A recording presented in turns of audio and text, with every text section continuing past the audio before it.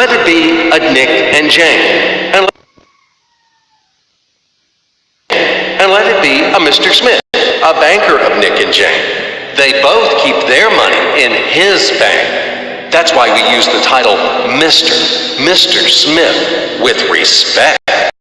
Nick really wants to buy, well, let's say Jane's bicycle, but he has no money.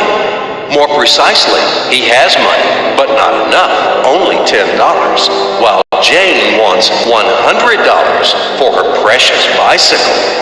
That's a problem. What should Nick do? Well, this bicycle is so desirable.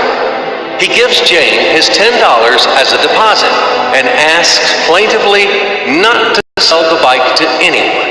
He says that he will bring the rest of the money soon. At the same time, he runs to his bank, to the respected Mr. Smith, to get a loan for the missing $90. As ill luck, Mr. Smith has no money at this moment, but he knows perfectly about $10, which Nick gave to Jane. And where will Jane bring his money to? That's right, she will put these $10 in Mr. Smith. Therefore, Mr. Smith asks Nick to come back tomorrow in the hope that tomorrow he will get these $10. And everything happens this way. The next day, Jane brings $10 to the bank. The bank provides Nick these $10 on credit. Nick immediately gives them to Jane. She again puts them in a bank. The bank again provides Nick these $10 on credit, etc. As long as Nick the fool will gather enough money for the bicycle. Don't you get confused yet? Be patient, I told you. These demons have been trying to confuse you during 1,000 years. These damn economists and financiers. But anyway, we will figure everything out. So what do we have in the end? Nick finally got the bike from Jane. Wow! But at the same time, Nick and the bank, in its turn, owes $100 to Jane. In other words, those $10, which existed initially, have magically turned into $200, $190 of debts plus real $10. But these $10 would also turn into $1,000, even in $1 million or $1 billion, if Nick would make a more expensive purchase.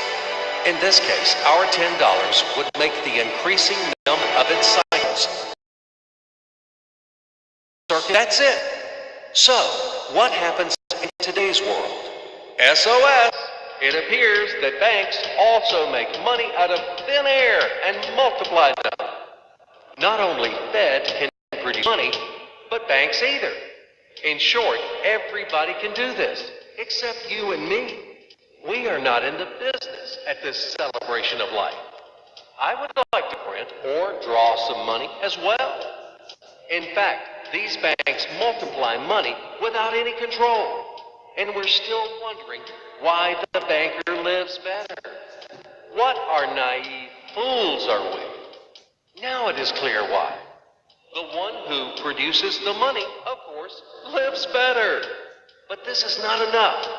From this moment, poor Nick will never be able to repay his debts owed to the bank. No matter how hard he would work. Silly Nick doesn't know it yet.